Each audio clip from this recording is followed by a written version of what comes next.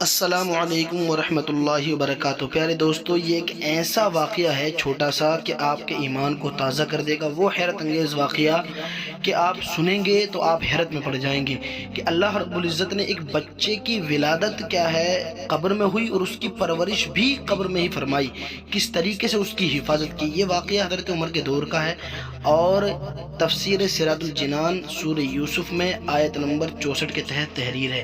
تو واقعہ اس طریقے سے ہے پیارے دوستو، حضرت عمر کا دور تھا، آپ کچھ لوگوں کے درمیان جلوہ فرما تھے کہ ایک باپ کا اپنے بیٹے کے ساتھ گزر ہوتا ہے۔ آپ فرماتے ہیں حضرت عمر فاروق اعظم کہ اتنی مشابہت کہ جتنی اس باپ اور بیٹے کے درمیان ہے میں نے کسی میں نہیں دیکھی۔ وہ آپ کے پاس آتا ہے اور عرض کرتا ہے امیر المؤمنین کہ اس کی ولادت کا واقعہ بھی بڑا عجیب ہے کہ میں جہاد پر جا رہا تھا تو یہ اپنی ماں کے پیٹ میں تھا، میری بیوی حاملہ تھی، تو میں یہ دعا کر گیا، اے پروردگار میں تیری راہ میں جا رہا ہوں، تو میرے بیٹے کی حفاظت کرنا۔ اور میں چلا گیا، پھر میں بعد میں آیا تو اس کی والدہ کا انتقال ہو گیا۔ پھر اس کے بعد میں نے اپنے چچا زاد بھائی سے کہا کہ مجھے اس کی قبر پر لے چلو۔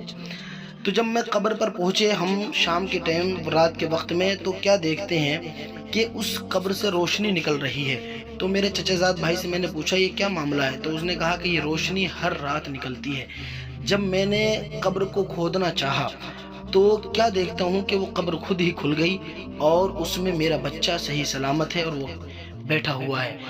جب میں نے اسے اٹھایا تو غیب سے آواز آئی کہ اے شخص، اگر تو جاتے وقت جہاد پہ یہ دعا کر دیتا کہ میرے بچے کی اور میری بیوی کی حفاظت کرنا پروردگار، تو اپنی بیوی کو بھی صحیح سلامت پاتا۔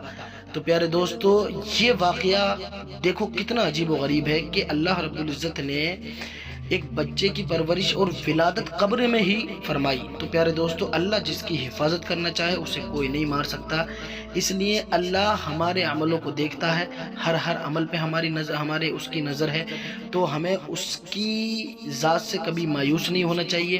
اور یہی دعا پیارے دوستو، یہی الفاظ، یہی لفظ حضرت یعقوب علیہ السلام نے کہے تھے جس وقت میں وہ بنیامین کو بھیج رہے تھے یوسف علیہ السلام سے ملاقات کے لیے، جب ان کے بھائی لے کر جا رہے تھے۔ آپ نے کہا تھا کہ میں تم پر بھروسہ تو نہیں کرتا اپنے بیٹوں سے، پھر بھی کہا کہ فاللہ خیر حافظ وهو ارحم الراحمین، اللہ بہتر حفاظت کرنے والا ہے اور وہ رحم کرنے والوں میں سب سے زیادہ رحم کرنے والا ہے۔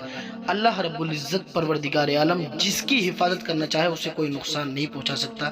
تو پیارے دوستو، اس ویڈیو کو زیادہ سے زیادہ شیئر کرنا، اللہ رب العزت آپ کو اس کا بھی ثواب عطا کرے گا۔